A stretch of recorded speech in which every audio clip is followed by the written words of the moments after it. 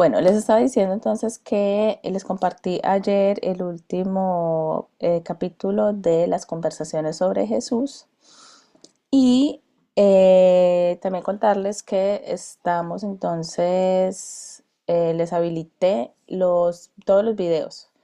Son 7 videos, 7 grabaciones que ya hemos leído, que ya hemos estado aquí compartiendo y que están en YouTube de manera oculta, pero con el link ustedes pueden a acceder. Entonces les habilité todos los 7 videos y hoy les subiré el octavo video para que se desatrasen. Los que les ha faltado ver alguno, los que no se han podido conectar en alguna ocasión o si quieren repasar algún tema, ahí van a estar hasta el lunes, hasta este lunes 4 de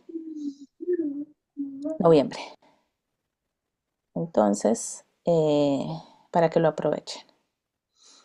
Bueno, vamos a empezar entonces con una breve oración. ¿Hay alguien que quiera dirigirnos en una breve oración para iniciar? Estoy un poquito afectada de la garganta.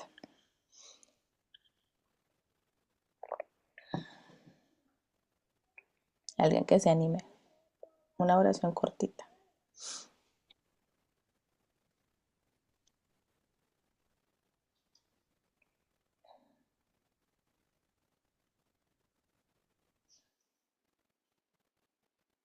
Bueno,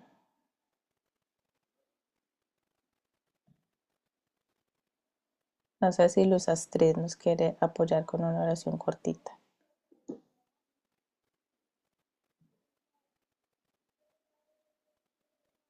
Hola, buenos días. Listo, vamos a orar entonces. Gracias, Luz Astrid. Bueno, bendito Dios, Padre de los cielos, Señor de gloria, te honramos y te damos gracias por este tiempo, Señor. Te damos gracias por la oportunidad que nos das de comunicarnos a través de estos medios y de poder seguir aprendiendo las cosas que necesitamos, Señor, en la educación de nuestros hijos y en nuestra propia fe, Señor. Entender, discernir también. Y como vemos, Señor, en estos tiempos, el engaño es terrible, la maldad, las tinieblas que cubren la tierra, pero dice tu palabra, Señor, que más, Señor, eres tú que el que está en el mundo, Señor. Tú eres más y nosotros somos más que vencedores en Cristo Jesús. Te entregamos este tiempo, Señor, a cada familia que se conecta. Te pedimos, Señor, que tú le des la sabiduría a Marlene y, Señor, para dirigir este grupo, Señor. Que tu presencia, Señor, esté en medio de nosotros, dirigiéndonos hacia lo que tú quieres enseñarnos en esta mañana, Señor. Te damos gracias por la organización, por toda la forma y la manera en la que se está llevando a cabo este club de lectura. Te pedimos que bendigas cada familia que se conecta, cada persona, Señor, que se dispone para participar, para escuchar, para también hablar acerca de sus dudas o de las cosas eh, que entiende acerca de todo lo que vamos a estar viendo en este día. Te bendecimos y te damos gracias, Señor, en el nombre de Jesús. Amén. Amén. Gracias, muchas gracias, Astrid. Astrid, me voy a tomar el atrevimiento de ponerte como coanfitriona para ver si tú me puedes ayudar a silenciar micrófonos cuando yo no lo pueda hacer. Le pido a todos que estén con sus Vale, claro que sí. micrófonos silenciados, pero si de pronto a alguien se le activa, vamos a ver si me deja poner aquí.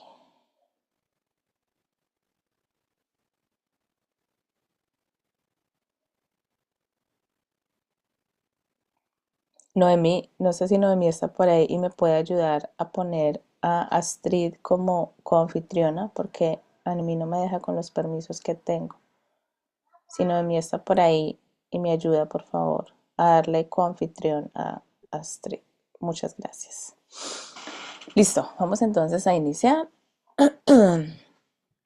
Hoy iniciamos entonces la cuarta parte del libro. Nos queda solamente esta cuarta parte y la quinta. Cuarta parte, conversaciones sobre la Biblia. Y la quinta es conversaciones sobre la ciencia.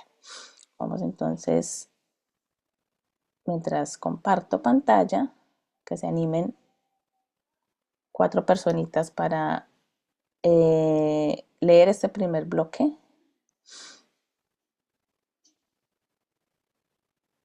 Que me levanten por favor las manos. 4 personas que quieren ayudarnos, apoyarnos con la lectura.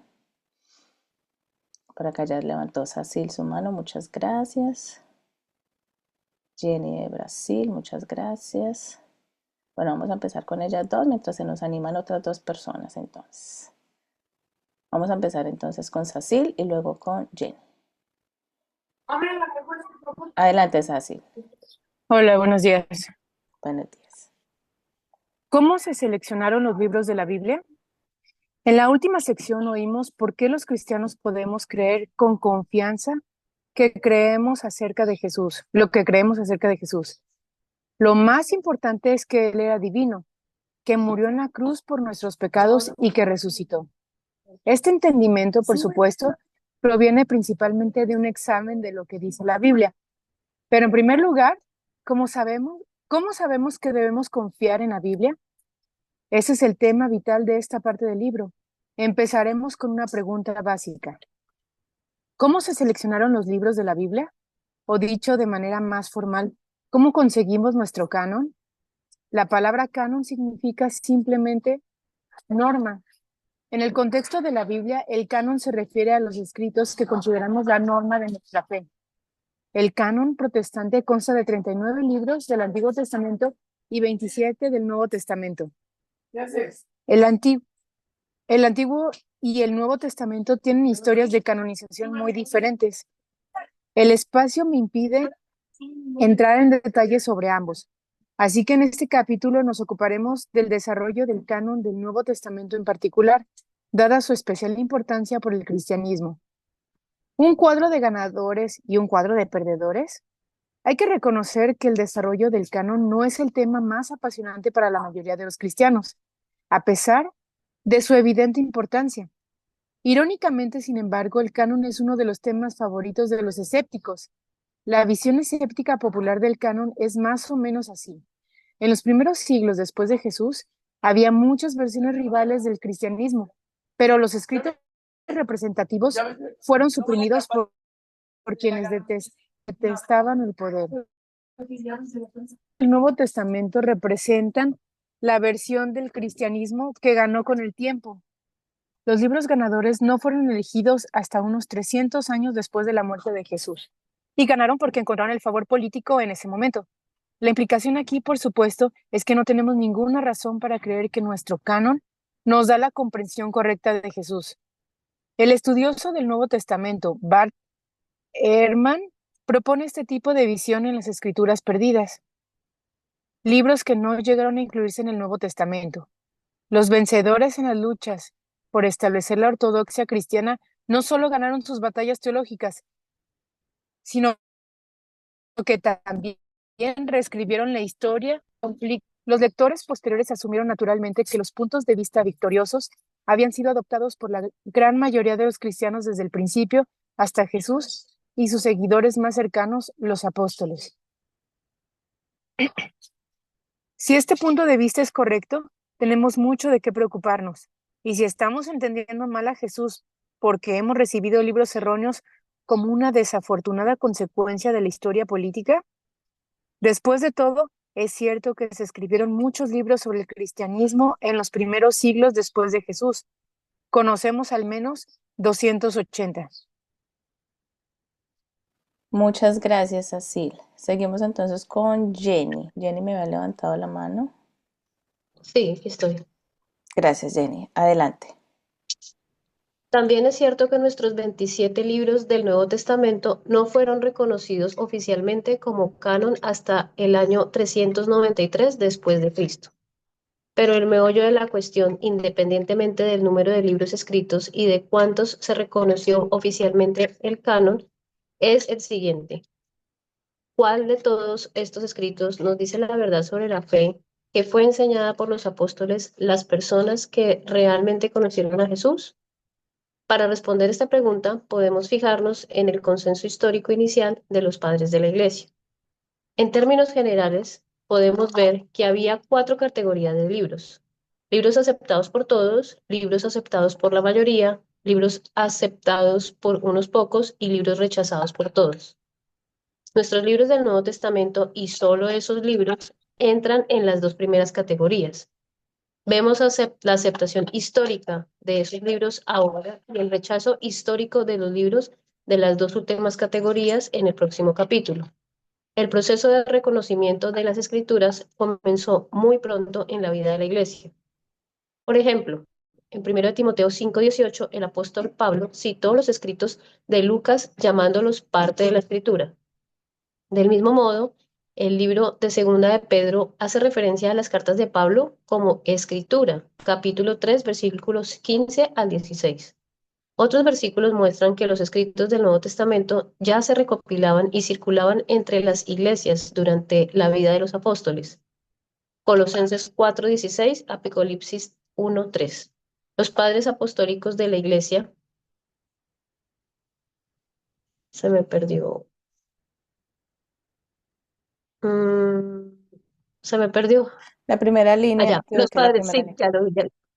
Los padres apostólicos de la Iglesia, aquellos que escribieron en la primera mitad del siglo II, citaron extensamente y aludieron a casi todos los libros del Nuevo Testamento en sus escritos. Se trata de un sello de aprobación de quienes tuvieron contacto personal con los apóstoles o vivieron justo después de ellos y recibieron sus enseñanzas. El doctor Craig Blomberg, estudioso del Nuevo Testamento, explica la naturaleza y el contexto de estas citas y alusiones. Sugieren que los primeros autores patrísticos consideraban que estos escritos tenían una autoridad única y en ocasiones los declaraban explícitamente escrituras, en el sentido de que estaban al mismo nivel que el Antiguo Testamento.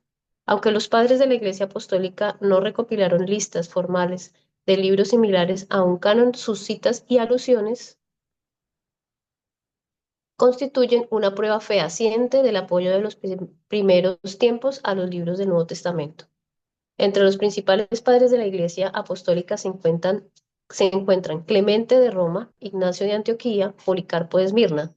La aparición de las herejías es probable que los, la aparición de las herejías. Es probable que los primeros padres de la Iglesia no recopilaran listas formales de libros aceptados porque aún no era necesario, pero a mediados del siglo II surgieron dos grandes herejías, enseñanzas opuestas a la doctrina aceptada por los apóstoles que impulsaron a las siguientes generaciones de padres de la Iglesia a definir qué escritos tenían autoridad para los cristianos y cuáles no. Muchas gracias, Jenny. ¿Hay alguien más que quiera continuar con la lectura? Voy a intentar yo. Cintia o Angélica. ¿Me habló Angélica? Angélica, es que Dale, Angélica, sí, muchas es que tengo gracias. un perro y hace mucha bulla, me da mucha pena por eso. Tranquila, vamos a intentarlo. Vamos contigo y luego con Cintia. Muchas gracias. Adelante, Angélica.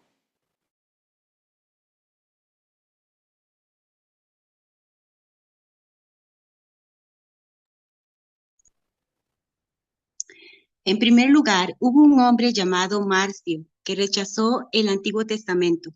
Negó que Jesús viniera en carne y hueso e intentó establecer un canon primitivo acorde con su doctrina personal. Esto incluía algunas de las cartas de Pablo y una versión editada de Lucas.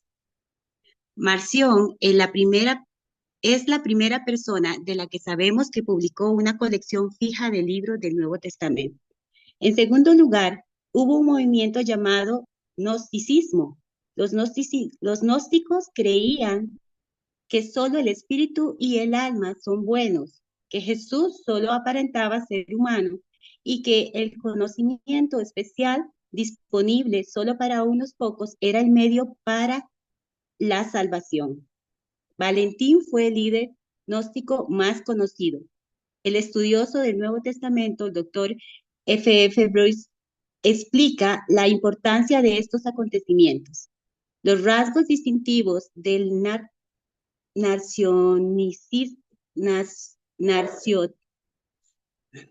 Marcionitismo. narcionitismo y el Marcionitismo. valentinismo tenían al menos esto en común. Fueron reconocidos como innovaciones.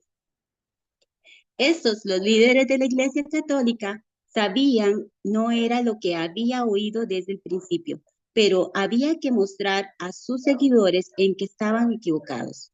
Esos nuevos movimientos, si las enseñanzas de Marcio y Valentino no eran sólidas, ¿cuál era la enseñanza sólida y cómo podía defenderse? En otras palabras, fue en respuesta a estas desviaciones de lo que se había enseñado desde el principio que el canon comenzó a tomar forma. Ay, se me perdió aquí. Conformación del canon. Durante los 200 años siguientes, la literatura cristiana se disparó y tenemos muchas más oportunidades de leer sobre el debate acerca de qué libros se consideran autorizados. A continuación se exponen algunos aspectos históricos destacados. Se incluyen las fechas aproximadas de los escritos, fragmentos muratoriano hacia 180 después de Cristo, y este documento anónimo contiene una lista de libros reconocidos como auténticos a finales del siglo II. Enumera 22 de los libros que tenemos hoy. No incluye Hebreos, Santiago y primero y segundo de Pedro, ni tercero de Juan. Aparte del canon de Marción, esta es la lista más antigua de los libros que tenemos. Ireneo, circa en 180 después de Cristo, Ireneo era obispo y alumno de Policarpo, que conocía al apóstol Juan. Nunca hizo una lista de libros aceptados, sino que apeló a los mismos escritos que aparecen en el fragmento muratoriano, con la excepción de que incluyó primero de Pedro. Tertuliano, hacia el 207 después de Cristo. Tertuliano fue uno de los primeros apologistas cristianos, defensor de la fe. Reconoció los 4 evangelios que tenemos hoy y señaló que fueron escritos por apóstoles o asociados de los apóstoles. Citó todos los escritos del Nuevo Testamento, excepto segundo de Pedro, Santiago y segundo y tercero de Juan. Tertuliano fue la primera persona que utilizó el término Nuevo Testamento. Orígenes. Principio del siglo III. Orígenes fue un erudito y teólogo. En sus escritos distinguió 3 categorías de libros: los ampliamente reconocidos, los discutidos por algunos y los rechazados como falsas doctrinas. Los libros ampliamente reconocidos incluían los 4 evangelios, Hechos, todas las cartas de Pablo, primera de Pedro y primera de Juan, y el Apocalipsis. Los libros discutidos que ahora están en el Nuevo Testamento incluyen Hebreos, Santiago, segundo de Pedro, segundo y tercero de Juan, Judas. Orígenes fue el primer escritor cristiano que mencionó a segunda de Pedro. Atanasio, 367 después de Cristo. Angélica, muchas gracias. Continúa entonces Cintia. Cintia me había levantado la mano. Adelante, Cintia. Continuamos. Dice, Atanasio fue obispo de Alejandría y el teólogo más destacado del siglo IV. En una carta de Pascua a sus iglesias nombró los 27 libros que se consideran autorizados, los mismos 27 que reconocemos hoy. Concilio de Hipona en el 393 después de Cristo. Este concilio ratificó formalmente el reconocimiento de los 27 libros en nuestro canon del Nuevo Testamento. En esa época se dijo que nada debía leerse en la iglesia bajo el nombre de las escrituras divinas, excepto los escritos canónicos. Como puede verse en estos hitos históricos, podemos rastrear el desarrollo de nuestro canon hasta siglos antes de que el concilio de Hipona se pronunciara al respecto. 20 de nuestros 27 libros del Nuevo Testamento fueron aceptados desde el principio y nunca estuvieron en disputa. Los únicos libros que algunos cuestionaron fue Hebreos, Santiago, segunda de Pedro, segunda de Juan, tercera de Juan, Judas y el Apocalipsis. Para concluir este capítulo, escucharemos brevemente las razones claves por las que fueron cuestionados. Por ejemplo, Hebreos. El autor de Hebreos no se identificó, lo que suscitó dudas sobre la autoridad del libro. La mayoría, sin embargo, creía que el autor era Pablo o uno de sus discípulos, dando al libro la autoridad apostólica necesaria para su aceptación. Santiago. El libro de Santiago suscitó dudas porque su énfasis en las buenas obras al principio parecían entrar en conflicto con el énfasis de Pablo en la salvación por gracia, aparte de obras. Tras un examen más detenido, se determinó que era compatible con las enseñanzas de Pablo. Segunda de Pedro. Hay una marcada diferencia de estilo entre primera y segunda de Pedro, lo que llevó a algunos a cuestionar la autenticidad de segunda de Pedro. Ahora se cree que la diferencia de estilo se debe a que Pedro recurrió a un escriba y a la diferencia de época, tema y destinatarios. Segunda y tercera de Juan. Esos breves libros fueron cuestionados por su anonimato y limitada circulación. Más tarde se aceptaron como obras probables del apóstol Juan. Judas. Judas fue cuestionado por algunos porque Judas 14 citaba una fuente no bíblica, el libro de Enoc. Sin embargo, fue reconocido por los primeros padres de la iglesia y finalmente canonizado. Apocalipsis. La preocupación por el Apocalipsis no surgió hasta el siglo IV, cuando un grupo herético llamado los montanistas vinculó sus doctrinas a él. Sin embargo, los principales líderes de la iglesia salieron en su defensa y se confirmó su inclusión en el canon. A veces los ganadores merecen ganar. Hubo muchos escritos tempranos sobre el cristianismo, pero los únicos que fueron aceptados por todos o por la mayoría son lo que hoy tenemos en nuestro Nuevo Testamento.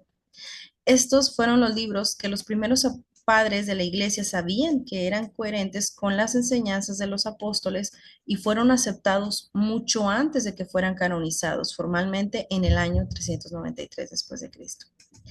Bruce resumió bien esta historia en The New Testament Documents. ¿Son fiables? Una cosa debe de ser enfáticamente declarada. Los libros del Nuevo Testamento no adquirieron autoridad para la Iglesia porque se incluyeron formalmente en una lista canónica. Al contrario, la Iglesia los incluyó en su canon porque ya los consideraban divinamente inspirados, reconociendo su valor innato y su autoridad generalmente apostólica, directa o indirecta. Pasemos ahora a los libros que no pasaron el corte y por qué fueron rechazados. Cintia, muchas gracias. Hemos terminado nuestro primer capítulo que teníamos para hoy. Voy a dejar de compartir un ratito para que hagamos una participación. Quiero que me cuenten cómo les pareció esa lectura. A mí me gusta mucho este tema de la Biblia. Me encanta. Me encanta leer acerca de la Biblia, acerca de los libros, todo este tema del canon. En algún momento de mi vida estaba hablando con alguien y esa persona me decía precisamente lo que la autora escribe al comienzo del capítulo y es todo este tema político, ¿cierto? Que muchas personas dicen que no, que definitivamente los libros de la Biblia no podemos confiar en ellos porque fueron personas que decidieron qué libros iban a estar en la Biblia y qué no.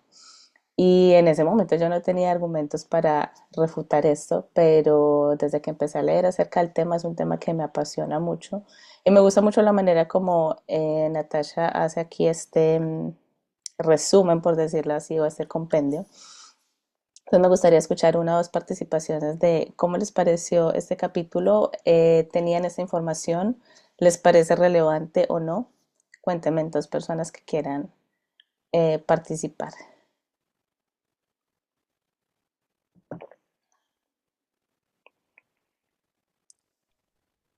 Quiero participar. Ahí Sí, a mí también, me agradó cómo lo expuso ella, pero yo más tengo como dudas con relación al Antiguo Testamento. Creo que no hay mucho conflicto en el Nuevo, pero el Antiguo, sí, de hecho hay algunos textos históricos, ¿no? Como el libro de Macabeos, que ahí cómo podemos profundizar en esa temática, ¿no? En el libro de Enoc, que también pues han habido hallazgos históricos que comparten parte de estos escritos. Entonces no sé si usted nos puede proporcionar más información en esa temática. Por Bueno, favor. Natasha empezó por el Nuevo Testamento, pero en otro capítulo adelante creo que trata sobre sobre el Antiguo Testamento también. Entonces, son varias preguntas que se tienen sobre la Biblia. Ya siempre en cada parte aborda unas 5 o 6 preguntas diferentes. Entonces, vamos a mirar más adelante lo que ella nos ofrece acerca del Antiguo Testamento y si de pronto no es suficiente podemos buscar otro tipo de libros o recomendaciones que podamos tener para profundizar en ese tema, en el Antiguo Testamento. Muchas gracias. Listo, Ailet. Jessica Parra dice, yo quisiera recomendar el libro La Iglesia Peregrina. Lo compré en Editorial Monte de Sion. No lo he leído, pero lo voy a poner aquí en lista de recomendados. Bueno, ¿alguien más quiere participar respecto a esta lectura que acabamos de hacer?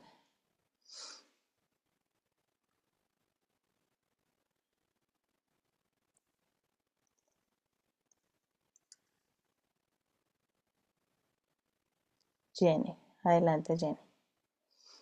Pues, muy brevemente, pues quisiera solo decir que es un poco más fácil de pronto de entender todo este tema de fechas y cortes y todos estos nombres medio extraños cuando uno los escucha por primera vez, es como difícil asimilarlo un poco.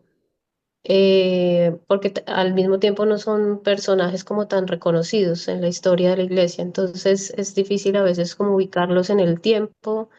Me causó curiosidad saber que Irineo conoció al apóstol Juan, por ejemplo, eso no lo tenía en mi radar. Y todas esas cosas a uno ya le van como juntando, haciendo como juntar las piezas, ¿no? Yo he escuchado algunas cosas sobre la historia de la iglesia, me ha interesado el tema y he tratado de entender cómo en qué momento ocurrieron las cosas, los acontecimientos como más grandes en el tema de las divisiones y pues precisamente porque hay mucha gente que tiene como ese recelo de hablar de los padres de la iglesia porque se imaginan al obispo de Roma. Ajá. Entonces, pues yo he querido como profundizar en eso y algo, digamos, esta lectura ya me cae en un momento en que ya un poquito entiendo más y aún así me sigue costando porque pues ya, bueno, digamos que ya coge uno más o menos y entiende el tema de la historia y acá vamos hasta, en este momento vamos en el año 400 después de Cristo, Ujú. que no es mucho, pero pasaron muchas cosas en realidad.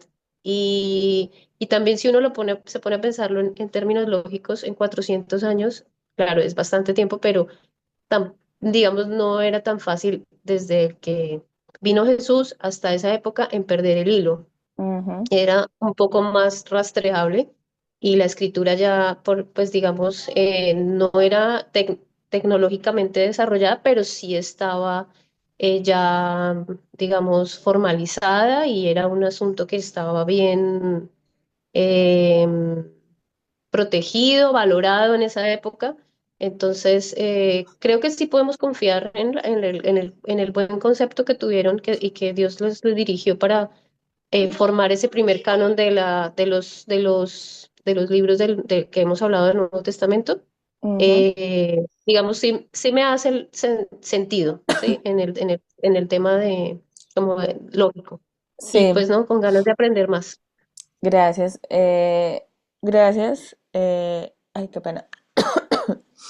Lo que dices es muy importante porque tú dices, bueno, son 300 400 años, pero en realidad yo creo que uno tiene que ponerse en el contexto de que estaba surgiendo la iglesia y de cierta manera todos los cristianos se conocían, por decirlo así, o sea, ellos ya sabían en qué lugares estaban las iglesias, de hecho, para ellos era de cierta manera un poco más fácil cuando surgía una herejía en alguna de las iglesias donde se estaba formando el cristianismo, entonces era más fácil entonces empezar a refutar porque es como que, bueno, el cristianismo se expandió, pero todavía no estaba a todo el mundo como hoy, ¿cierto? Hoy en día el cristianismo ya está completamente en todo el mundo. En ese momento se estaba expandiendo de ciudad a ciudad y creo que había como ese conocimiento, ¿cierto? De incluso personas que conocieron a los apóstoles, que fueron los en que empezaron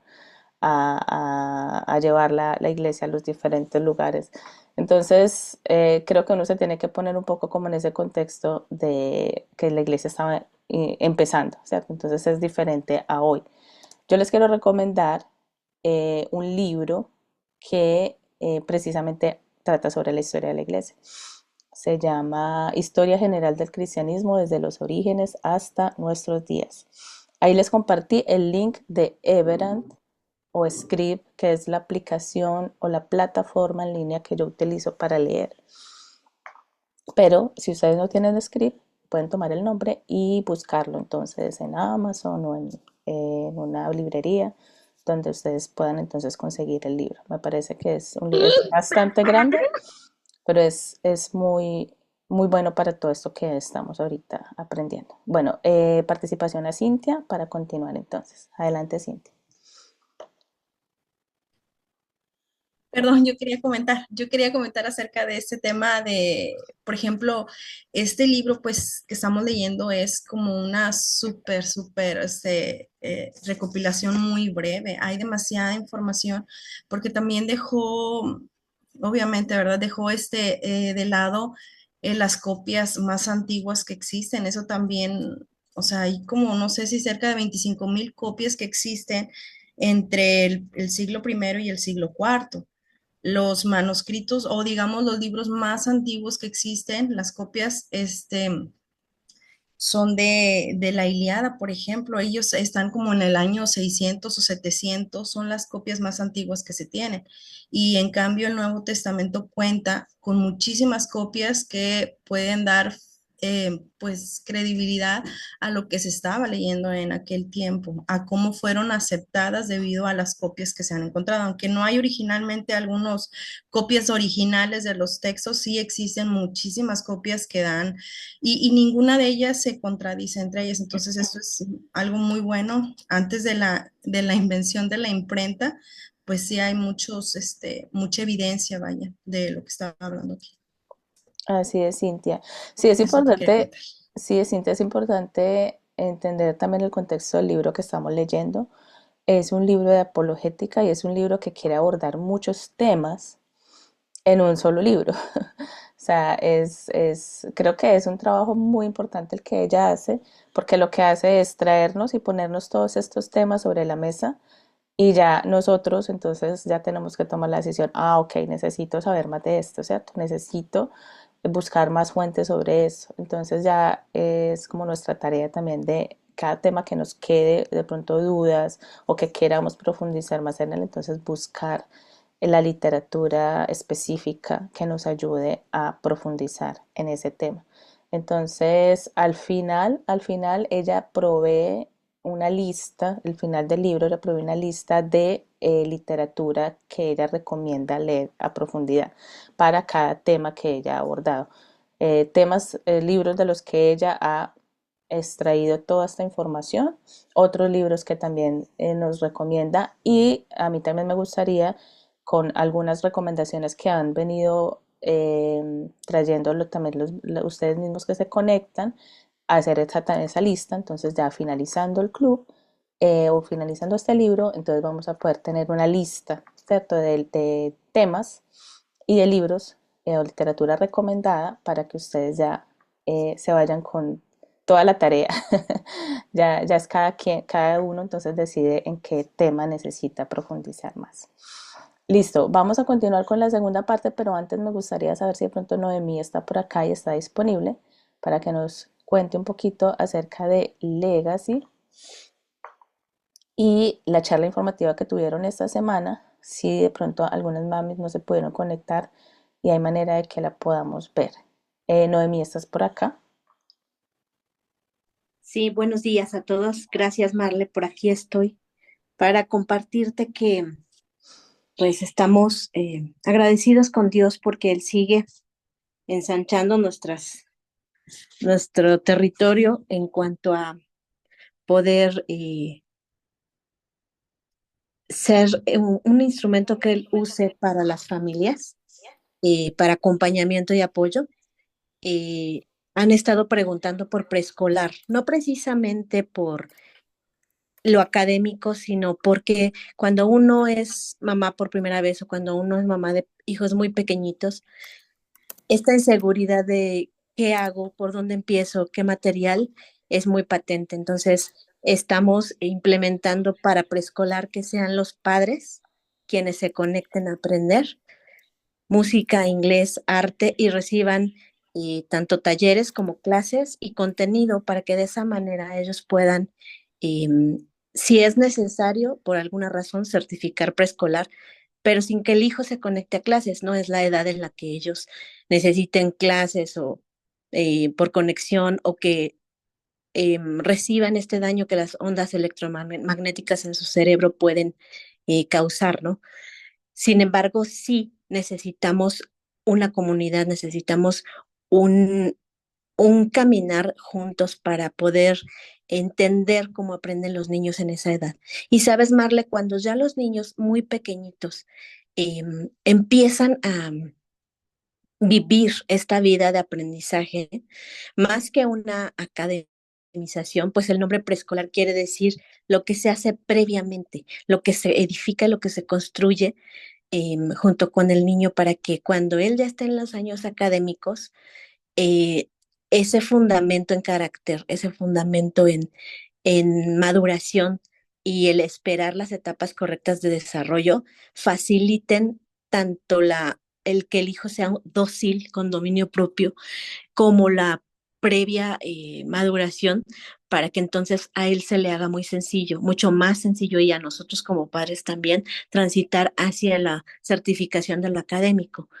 Entonces, no pretendemos enseñar en línea preescolar y en el caso de primaria con un acompañamiento virtual mínimo, pero lo que sí queremos es que Dios permita que Legacy sea un instrumento para que los padres sean los que estén capacitados, los que estén acompañados y los que puedan recibir los recursos de toda una generación de madres homeschoolers en un contenido único y en un modelo pedagógico único, sobre todo un plan que sea adaptado de manera individual a cada miembro de la familia. Entonces, si son familias que tienen varios hijos, acérquense a nosotros porque tenemos un proyecto o una propuesta que sea factible hablando económicamente para toda la familia. O sea, no queremos que esté un solo hijo y sea el único que alcanzó a pagar y los demás se quedan fuera, sino nuestra visión y nuestra intención de corazón es formar un plan de manera que la familia junta pueda aprender. Ya estamos teniendo con nuestros alumnos inscritos actividades que están siendo de bendición, aún para los que no están inscritos en secundaria y bachillerato aún, perdón por la redundancia, pero los chiquitos ya están memorizando, escuchando el libro vivo, siendo parte del proyecto con los hermanos mayores. Entonces, nos pusimos de acuerdo para que la bendición sea integral. Y lo más importante es lo que Dios está obrando en el corazón de los padres, porque lejos de entregar a los hijos o hacerse a un lado o pensar que no son capaces, ahora los padres están aprendiendo junto con los hijos. Y eso es lo más importante que podemos ver en un modelo que es desescolarizado y cuya intención mayor es que los padres sigan a cargo. Entonces, bueno, será de preescolar a bachillerato, primero Dios. Iniciaremos en enero y acá en el chat compartiré la charla informativa de esta semana. Muchas gracias, Marle. Gracias a ti, Noemí, gracias a Legacy, porque a través de Legacy nosotros podemos entonces llevar a cabo estas reuniones cada sábado.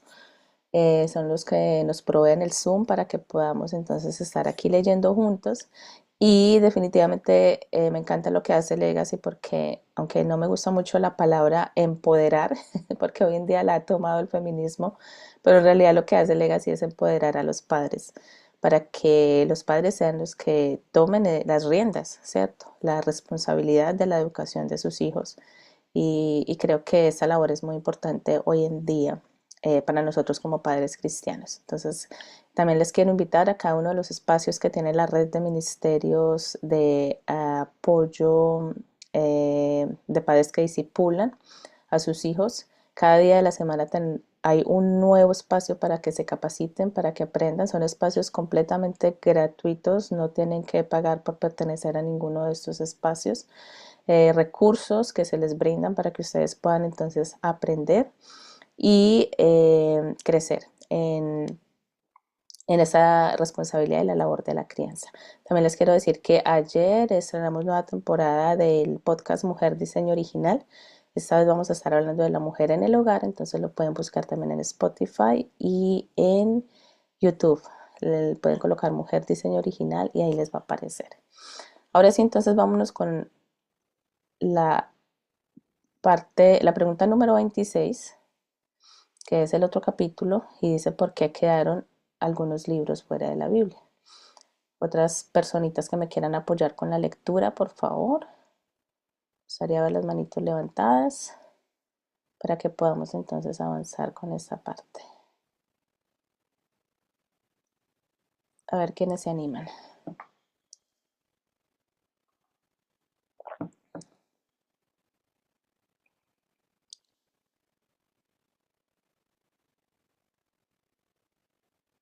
Tres personitas que se animen, por favor, para que podamos entonces A avanzar. ver, yo. ¿Quién me dijo yo? Ay, Ailet. Ailet. Sí. Adelante, Ailet. Dice, ¿por qué quedaron libros fuera de la Biblia? Como escuchamos en el capítulo anterior, nuestros libros del Nuevo Testamento tienen una línea bien documentada de conexión con los primeros días y figuras de la fe cristiana. Finalmente fueron incluidos en el canon porque se sabía que estaban directamente relacionados con las enseñanzas de los apóstoles. Pero, ¿qué pasa si también se pueden defender la conexión de otros libros con los apóstoles u otros primeros seguidores de Jesús? El hecho de que los libros del Nuevo Testamento tengan estas conexiones no significa necesariamente que otros libros no las tengan. Tenemos que considerar esos otros libros por sus propios méritos históricos. Dicho esto, hay demasiados escritos como para discutirlos aquí individualmente. En lugar de ello, escucharemos acerca de las dos grandes categorías de escritos que completarán nuestro estudio del capítulo 25. Libros aceptados por unos pocos y libros rechazados por todos. Recuerde que el capítulo 25 trataba sobre libros aceptados por todos y libros aceptados por la mayoría. Aunque continuamos centrándonos en el Nuevo Testamento, cabe señalar que no existe en ninguna parte referencias o escritos hebreos heterodoxos y competitivos de la época del Antiguo Testamento. Hasta donde sabemos, ningún escrito rivaliza con los libros del Antiguo Testamento que tenemos hoy en la Biblia. Libros aceptados por unos pocos. Hay varios escritos que no están en el canon y que circularon ampliamente entre los cristianos y que ocasionalmente fueron aceptados como autorizados por los primeros padres de la Iglesia. Es difícil dar un número preciso de libros que entran en esta categoría porque no existe un criterio definitivo que determine qué significa exactamente haber sido aceptado por unos pocos. Por ejemplo, ¿qué padres de la Iglesia o listas deberían incluirse en la votación? Si simplemente citaron una obra, ¿significa eso que lo aceptaron? Si creían que debería leerse en las iglesias, ¿significa eso que lo aceptaron como autorizado? Como puede ver, hay razones por las que es difícil citar un recuento exacto, pero la mayoría de las listas de libros aceptados por unos pocos incluyen alrededor de 10.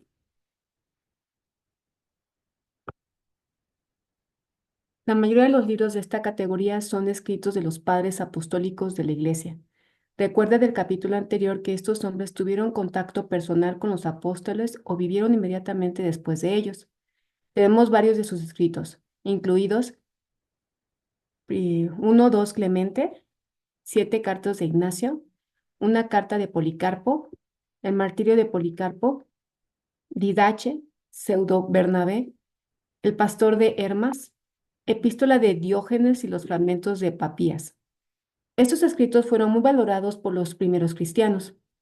Algunos eran especialmente estimados, incluso llamándose escritura. No todos los escritos enumerados anteriormente fueron respetados hasta ese punto. Por ejemplo, el Pastor de Hermas era el libro no canónico más popular de la iglesia primitiva. Fue citado como inspirado por los padres de la iglesia Ireneo y Orígenes. El historiador de la iglesia Eusebio informó que se usaba para instrucción de la fe. Sin embargo, a pesar de su popularidad, nunca tuvo una aceptación generalizada como divinamente inspirada.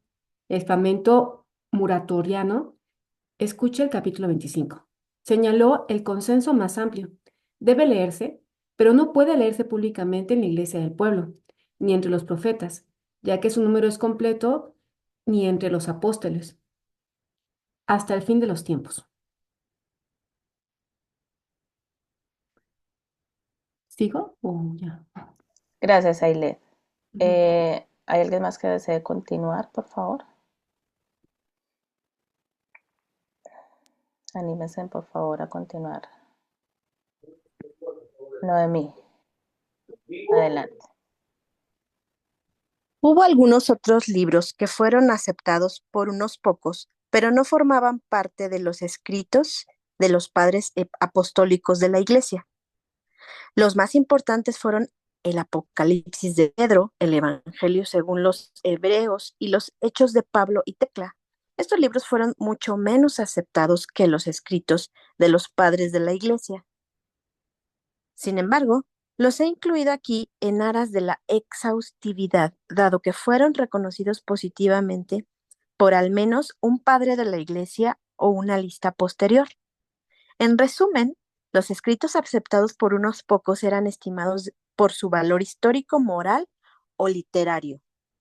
Fueron aceptados por un grupo limitado de cristianos durante un tiempo limitado, pero por diversas razones específicas del libro, nunca obtuvieron un reconocimiento generalizado por tener la misma autoridad que los escritos que ahora componen el Nuevo Testamento. Libros rechazados por todos, como acabamos de escuchar, libros rechazados por todos. Como acabamos de escuchar, el número de libros aceptados por unos pocos, pero finalmente rechazados del canon, fue pequeño. El número de libros rechazados por todo es mucho mayor. Esto incluye libros que eran evidentemente falsificaciones, libros que se escribieron deliberadamente demasiado tarde para asociarlos con los apóstoles y libros que claramente no se ajustaban a las enseñanzas de los libros que ya se sabía que eran auténticos. No deberíamos preocuparnos de que a nuestra Biblia le falten estos libros porque no tenemos motivos para creer que estuvieron relacionados con los apóstoles. Perdón. Aún así, hay ciertos libros en esta categoría sobre los que usted debería saber más porque reciben mucho tiempo de difusión por parte de los escépticos de hoy, los llamados escritos gnósticos. Recordemos del capítulo 25 que la forma alternativa de cristianismo más extendida con evidencia escrita explícita se llamó gnosticismo. El gnosticismo no fue un movimiento único, sino más bien una cosmovisión que produjo una miríada de puntos de vista sobre los temas vinculados a su definición. Como escuchamos, esto típicamente involucraba las ideas de que solo el espíritu y el alma son buenos, que Jesús solo parecía ser humano y que el conocimiento especial disponible solo para unos pocos era el medio para la salvación. Una vez más, es difícil decir cuántos escritos hay en esta categoría. Por ejemplo, si una obra contiene una afirmación de tipo gnóstico, pero trata en gran medida de otra cosa, ¿debería clasificarse como gnóstica? Las listas de obras gnósticas difieren debido a este desafío de definición. Sin embargo, en términos generales, al menos 30 escritos son reconocidos como gnósticos y a veces más de 50. Algunos de los más conocidos son el Evangelio de Tomás, el Evangelio de Felipe, el Evangelio de la Verdad, el Evangelio de María y el Evangelio de los egipcios. Como nunca hubo una sola iglesia gnóstica, las expresiones individuales del gnosticismo tomaron ideas de una variedad de fuentes. Esto dificulta la tarea del historiador de desenmarañar las raíces gnósticas. y ha dado lugar a muchas opiniones diferentes sobre el momento, la naturaleza de los orígenes gnósticos. Sin embargo, la cuestión clave de interés para nuestro propósito actual es esta. Muchas gracias, Noemí. ¿Hay alguien más que desea continuar? Creo que nos faltan 2 párrafos solamente. ¿Puedo comentar algo sobre lo que acabo de leer? Sí, adelante, Noemí. Hay un párrafo que me pareció muy atinado y tal vez responda un poco a lo que preguntaba Ailet, porque para el caso del antiguo, tanto como para el nuevo, allí decía que en realidad son libros valiosos porque se consideran como libros históricos o libros con un valor literario. Entonces, una cosa es que sean libros históricos valiosos que tengan un valor literario y otra cosa muy distinta, que no hay punto de comparación, es que sean libros revelados, con revelación divina y que sean libros que no al correr de los años nunca se les ha encontrado, como se menciona en la Biblia, la palabra disolución, o sea, que se logre hallar un error o algo que se contradiga.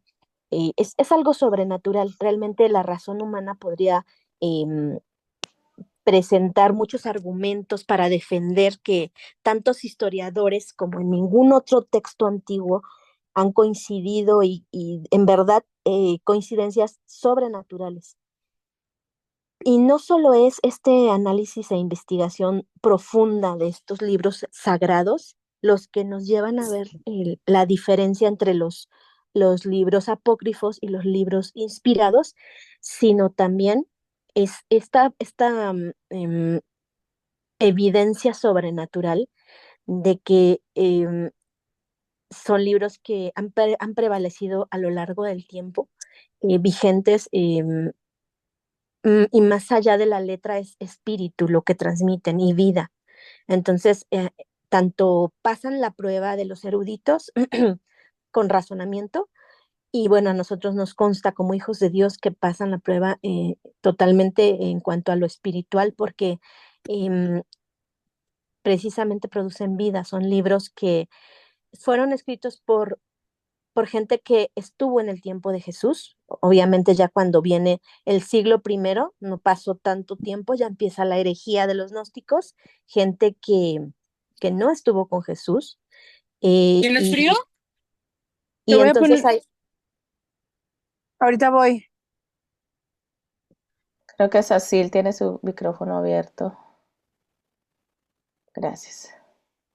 y entonces ahí podemos valorar que cosas que se escribieron en los libros apócrifos, decía Ailet, los macabeos, existe por ejemplo el libro de Judith, hay otro micrófono abierto. El libro de Tobías, etcétera, son libros que presentan efectivamente información de aquel entonces, información valiosa. Sin embargo, hay escenas o hay relatos en esos libros que evidentemente no son inspirados ni se confirman en otros libros. Recuerdo que esa era otra de las medidas del canon.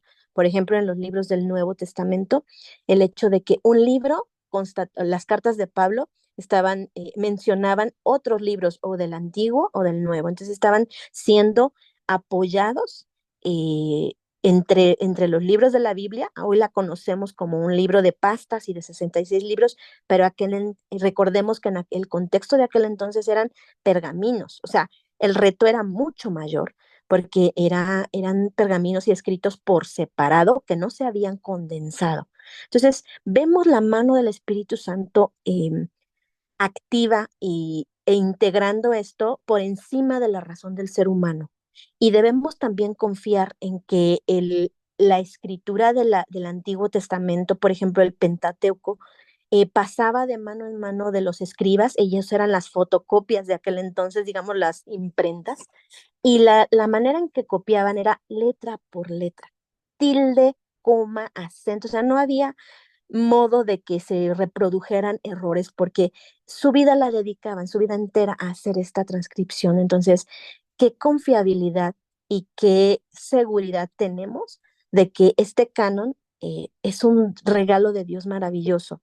Por cierto, estuvo en el Ágora del Parque Naucali, aquí en Ciudad de México, la exposición de Maná Museo de las Sagradas Escrituras llamada Del papiro a la computadora, más de 2000 años de historia bíblica. Entonces, este museo es un acervo, tiene un acervo de más de 1500 documentos de diferentes em, Biblias traducidas en dialectos y lenguas y facsímiles, muy importante. Cuando ustedes puedan, los que están en México, visitarlo, tiene unas instalaciones muy modestas, pero las salas de exhibición, que son también limitadas, eh, están montadas de manera muy profesional para enseñar a nuestros niños el valor que implica lo que tenemos en nuestras manos hoy en día. Gracias, Marla.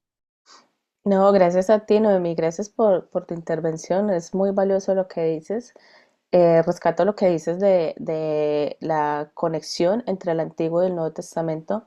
Creo que esa es una parte importante. Cuando uno lee el Nuevo Testamento, uno se puede dar cuenta, es impresionante la cantidad de conexión que uno encuentra con el Antiguo Testamento. Entonces creo que eso también es una de las cosas por las cuales al momento de hacer el canon, tenían esa seguridad, ¿cierto? De cuáles libros verdaderamente sí estaban eh, cumpliendo con ese requisito que era importante. Y también lo que dices de los escribas, sí, también es muy cierto eso que dices de que ellos eran muy celosos con, con, con las escrituras, ¿cierto? Con conservar las escrituras tal y cual como las habían recibido de sus antepasados. Entonces creo que por ahí podemos responder un poco en lo que nos pregunta ahorita Ailet y miremos si más adelante en alguno de los capítulos de pronto podemos hablar más al respecto o si encuentro más información te la comparto. Maruja me había levantado la mano para leer. Hola, sí, Adelante, había Maru. ¿O querías levantado. participar o era para leer? No, quiero leer. Vale. Disculpen si hay una interrupción porque por aquí está pasando un carrito con su música. Ya. Tranquila. Eh, Adelante. ¿Qué evidencia, si la hay, existe para conectar las enseñanzas de estos escritos gnósticos con Jesús y los apóstoles?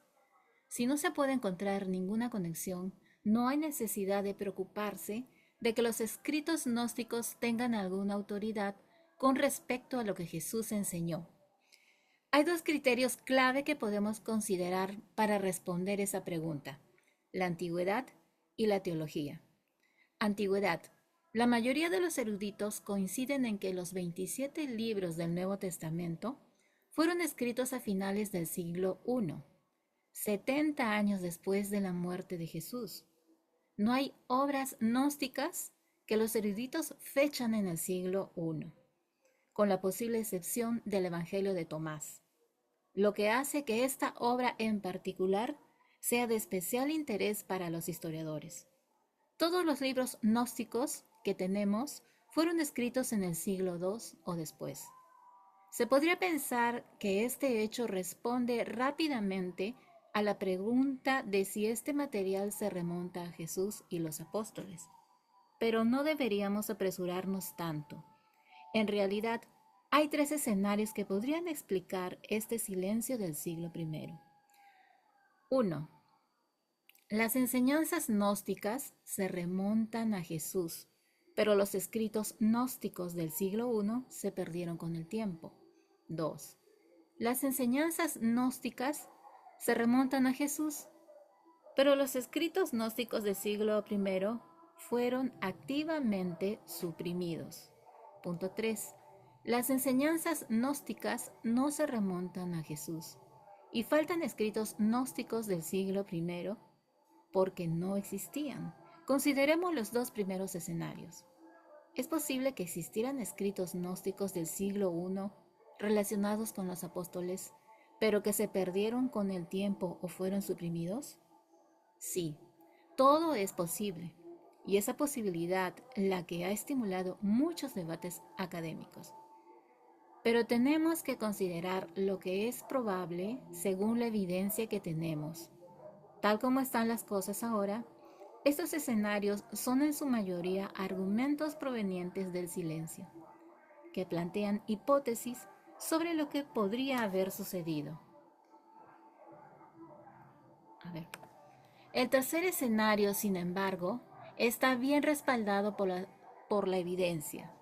Las asociaciones apostólicas son inexistentes para los escritos gnósticos que tenemos.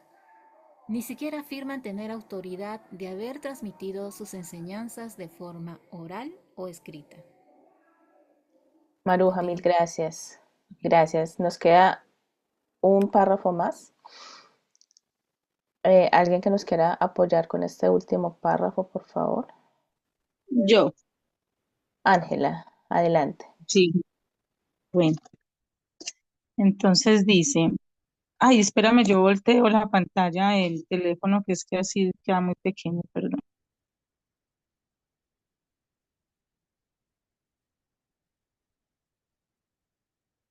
Listo. Entonces dice así. eh, Ay, se me salió, qué pena con ustedes. Tranquila, Ángela.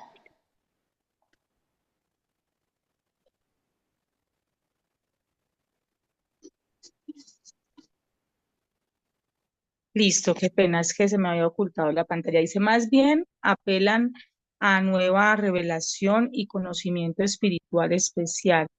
Esto contrasta mucho con el énfasis de los padres de la Iglesia en ser fieles a las enseñanzas originales de los apóstoles que conocieron a Jesús. Además, las ideas reflejadas en los escritos gnósticos existentes produjeron una reacción negativa tan pronto como aparecieron. Si estos escritos gnósticos fueran realmente precedidos por otros escritos gnósticos que se remontan a los apóstoles, esperaríamos que apelaran a esa autoridad o vieran reacciones de los padres de la iglesia anteriores. El criterio de la antigüedad es más fácil de aplicar en retrospectiva para nosotros que para los cristianos que vivieron entre los siglos segundo y cuarto, cuando aparecieron muchas de estas obras. El estudioso del Nuevo Testamento, F. Bruce, explica, en otras palabras, los escritos que los primeros padres de la Iglesia ya sabían que estaban auténticamente conectados con los apóstoles, sirvieron como punto de referencia teológico. Como escuchamos en nuestra breve mirada al gnosticismo, las creencias gnósticas variaban significativamente de la teología enseñada por los escritos que se sabe que están conectados con los apóstoles, los de nuestro Nuevo Testamento. Había buenas razones para que los primeros padres de la Iglesia no solo rechazaran estas obras, sino que escribieran activamente contra ellas. El doctor Derrick Book, estudioso del Nuevo Testamento, resume muy bien el interés actual de los escépticos por los escritos gnósticos. La rehabilitación de los gnósticos no significa reimaginar el cristianismo. Una mirada integral a los evangelios faltantes y a las enseñanzas gnósticas no los convierte en una luz para el siglo XXI. A pesar de las recientes afirmaciones de los estudiosos, considerados como tales, es un anacronismo del peor tipo, que causa un daño inmenso a la fe cristiana y a las raíces de nuestra cultura. Esta reimaginación es una distorsión del gnosticismo, la fe cristiana y la historia del cristianismo primitivo. Los libros no canónicos fueron rechazados por una buena razón.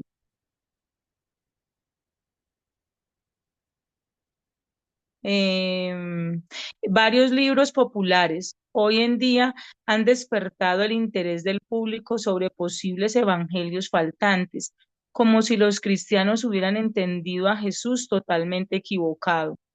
Muchos escépticos se apresuran a promocionar estos libros no canónicos como evidencia contra el cristianismo tradicional, simplemente porque existieron, pero la mera existencia de docenas de escritos cristianos que nunca llegaron a formar parte de la Biblia no dice absolutamente nada.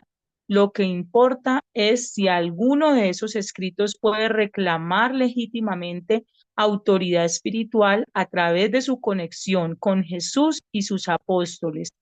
Ninguno de los libros que finalmente fueron rechazados del canon tiene una conexión autorizada a la par con los escritos del Nuevo Testamento.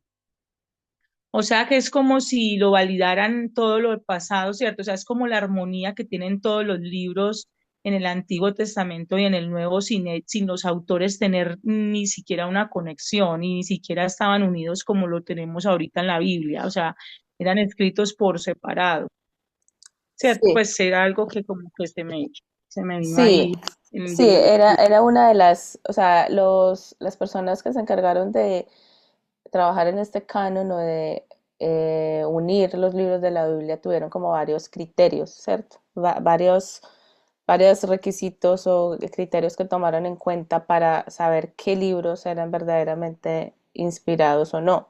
Y ese era uno de los criterios, ¿cierto? Eran varias cosas que se tenían que cumplir.